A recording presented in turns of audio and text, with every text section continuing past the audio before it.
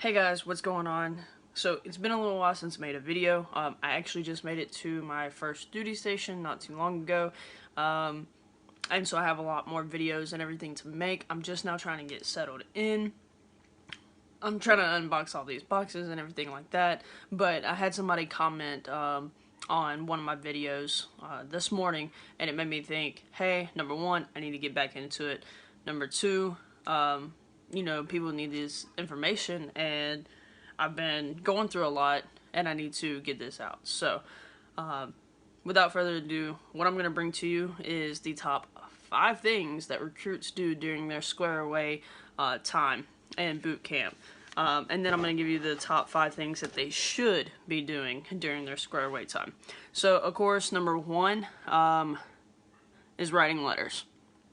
Of course, everybody loves to write letters. They miss home and everything. But yeah, they're either reading them, writing them. Some people would get 2 or 3. That was like their main priority. Number 2 is socializing. So they would love to go and talk to all their other friends, which, I mean, is normal. You're with these, 60, 50, 70, whatever, how many girls, or normally the male platoons are a little bit, bigger and stuff, so they could be upwards towards 80 or 90. But they're with these people for 3 months. They're 24/7. You sleep together, you shower together, you eat together, everything. So it makes sense to socialize with each other. It makes the experience a little bit more manageable, right? Number 3, so this is for females. By the way, I can only speak for what females did during the time because that's who I was with, right?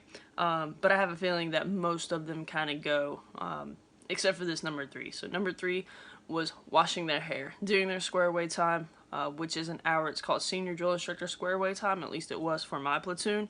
They would wash their hair, which makes sense because they didn't have this short hair that they could wash in like 2 seconds, right? They had the bun that they had to put away, and if they didn't, get it right or things like that, get all the flyaways and stuff, you'd get IT the next day, and then sometimes they'd mess with whoever was your rack mate or whatnot. So that would be the number 3. A lot of girls was washing their hair, which also meant that that stuff was being taken up quicker and stuff, right? Number 4, their billet. So you're going to have a guide, you're going to have squad leaders, you're going to have the cooler recruits, you're going to have other people that are just, they have certain billets, right? And a lot of them were doing their billets during this time. So me, I was actually a cooler recruit at first. And what you have to do for the coolers is make the labels. So pretty much it's like 2 or 3 layers of masking tape, and they had stencils where you had to color on your platoon number and what company you were. So we had to put November Company Platoon 4014, right? To make sure that we grabbed our coolers every time. So that's what we had. And because it was a cooler, it was like in those Gatorade, those 5-gallon like Gatorade things where it has the spout at the bottom. It was those, and then it was the water jugs that looked like the gas cans. So that's plastic, like tan things that look like they're gas cans, the like green gas cans from the old days. That's kind of what the water jugs look like. They were 5 gallons once again, and we'd have to label those. But because it's ice and stuff like that and water in them and people pouring it, guess what happens to those labels that's just colored on with Sharpie, right? This is the same thing with all the recruits' canteens. So the canteens has the same label on it, and what goes in it? Water, right? So eventually it's gonna like bleed and stuff like that because of the Sharpie and the markings, right? And you're gonna have to redo it. So the squad leaders are gonna be going around making sure everybody done or has done what the drill instructors ask you to do, because you're gonna have to do stuff to make sure that you're squared away for tomorrow. That's why it's called squared away time, right? So there's things that, need to get done, and the drill instructors will send the guide and the squad leaders and stuff to go around and make sure that it gets done. Number 5, I actually saw a lot of working out in groups, not necessarily working out together, but doing push-ups. They would have like a push-up circle, squats, sit-ups, that kind of thing, pull-ups. We would work on pull-ups because that's a main thing for women nowadays, especially, we need to get our pull-ups up. pull-ups up. Anyway, they added it so it's no longer push-ups. You can do them, but they're trying to stray away from that, and they're trying to go towards the pull-ups. And of course, the older you get, the more you have to do. So just keep that in mind. Make sure you're doing pull-ups. So that's the top 5 things that recruits do. Now, here's what, after coming out and after going through this, here's what I think they should be doing. The top 5 things of what they should be doing. Number 1 is their billet. So you always want to take care of your billet first. Like I said, I was a cooler recruit at first. I was an army recruit later. And I always made sure you can clean your weapon during square away time, FYI. Don't know if you guys know that, but you can. So I did my billet. I made those labels, and what I would do is I would actually make, this is for cooler recruits, so I hope anybody that watches this, if they get a cooler recruit, they listen to my advice, or a cooler billet, make multiple labels. So spend 1 or 2 square away times during the week and just make a crap ton of labels. And there should be about 4 cooler recruits. Normally it's 2 per jug. So have you and your buddies, you know, get together, just pull them in and just spend that time, and I swear make like 7 labels of just your company, and then make like 7 labels of platoon, blah blah, and then make like 7 labels of the ice, and then 7 labels of the ice and water. And the reason I say that is because you are going to get IT'd every single time those things are messed up, and guess what? They're gonna get messed up. So every day, replace them. Like, come in, senior drill instructor square away time, make them. Next day, take one of the labels that you already made, go pull them off, put them right back on, because they are gonna get messed up. Same thing for your canteens. But I'll talk about that in a minute. So go ahead, just make those in advance, and then do it. So that way you don't have to worry about your billet the other 5 days. You see what I'm saying? So if you make them in advance and you put them away in your foot locker, because that's what you do with them, you put them in like the top part of your foot locker, and the labels should stay pretty decent if you figure out how to do it right. And do that. Number 2 is getting ready for the next day. Sorry, I have a list down here if you wonder why I'm looking down. Getting ready for the next day. So like I was talking about with the labels, you're gonna have to, have your canteens labeled. You're gonna have to have your assault pack ready, which is it's a label that goes onto your, what is normally like a backpack, but they call it an assault pack. You're gonna have a label on your hygiene bag. You're gonna have a label on your LV pack. Like, you're gonna have labels on everything, right? And you're gonna get IT'd if they're not right. If they look dumb, if they look screwed up, if they look like they've been bleeding, anything like that, you're gonna get IT'd for it. Drill instructors will go by while you're taking classes or whatever, and they will rip off the labels, and they will keep them, and then whoever, you know, they kept, you're gonna get IT'd.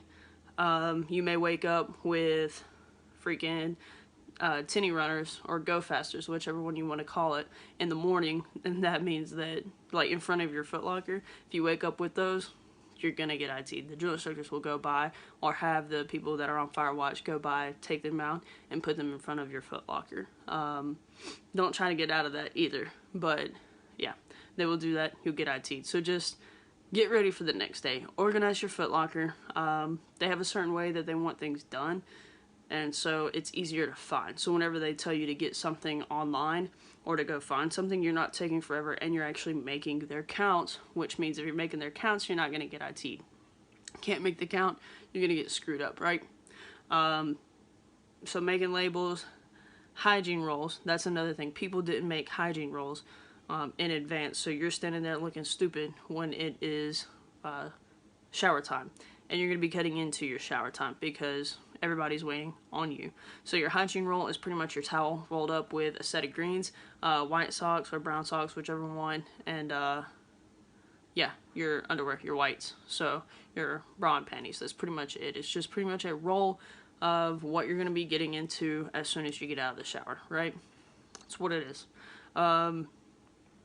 So that's just I'd get ready for the next day. That's just me. Whatever you know you need to do, make multiple of them. The labels, make multiple of them. Keep them in your Foot Locker.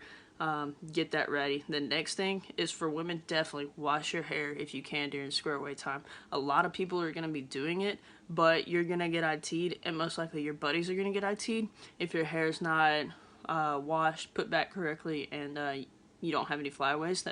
Or you do have flyaways, you're going to get IT'd. I was, once again, cool recruit, right? There's 4 of us. I was the only one with short hair, and the other 2 couldn't figure it out. Could not figure out the flyaways or how to do a bun for the life of them. And so they didn't just get IT'd. All of us got IT'd. I got IT'd multiple times a day, specifically because my rack mate or my cooler recruit buddy did not know how to do their hair. So help other females out. That's another note. Help other females out on whatever they can't do, because guess what? Most likely you're gonna get screwed up for it. So you might as well suck it up. She's your sister, or he's your brother, or whatever, and help them out. Like, that's actually what it is all about. The drill instructors, when I say they want to see you coming together. They may act like they don't. They don't want you talking as much. They don't want you talking loud, blah, blah, blah. But in all reality, they're going to be sitting back there and watching this platoon that just came in go from hardly talking to each other, hardly doing anything, to helping everybody at the end. Everybody being squared away, like just getting crap done. And it's a good feeling to them. So go ahead and get that camaraderie up front. Help out your sisters, help out your brothers, and it's going to be a lot easier, I promise. So be that one to help out. So I was on number 3. Number 4, I actually kind of touched on this earlier, which is organize your Foot Locker. Make sure you're ready for the next day. Organizing your Foot Locker is kind of like one in its own. Your Foot Locker is pretty big. It's got to fit everything, right? But organize that so that way, number 1, if you do have an inspection on your Foot Locker, you will be able to pass it, number 1. Number 2, you're going to be able to find anything that you need, so that way you don't get in trouble. And number 5, I definitely encourage working out. Once again, getting those pull-ups up is going to be a great thing. Push-ups, sit-ups. A lot of females had issues with the sit-ups and the ammo can lift. So most likely your drill instructors are going to have you fill up an ammo can at the beginning of the cycle, first cycle, and they're going to have you either put it in your Foot Locker or under your rack, one of the two. Take that thing out. It doesn't take anything from you but 2 minutes, maybe. Take that thing out every single night and just pump out the max ammo can lifts that you can. Just keep going. I want to say that like the max ammo cans for females has around 75. Of course, the more you get, the better. So shoot for 75. If you're not making it there after you hit 75, just go for as much as you can in one sitting. Like, don't sit the can down. Like, that's going to help you with the CFT. I'm not playing about that one. Like, that one for real. Pull-ups and the ammo can lifts are going to help you on 2 of your physical fitness tests that you have each year that you are a Marine, right? So that's pretty much all the advice that I have as far as your square away time. I'm going to try to make some more videos. If you have any questions, feel free to ask. It may encourage me to make another video and hopefully get information out that you guys need or want. Also, not only will I make the video, but I'll answer your question directly. So I will comment and answer the question, but then I'll also turn around and post the video. Hopefully, I'm going to try to get better at that. I really want to, now that I'm settled and I'm no longer moving in between MOS school and home and all this stuff. I will make a video about that. It's probably going to be extra long. Maybe I'll make it into 2 videos about the moving process, especially if you're married, because it's a little different. So that's all I have for you today. Thank you.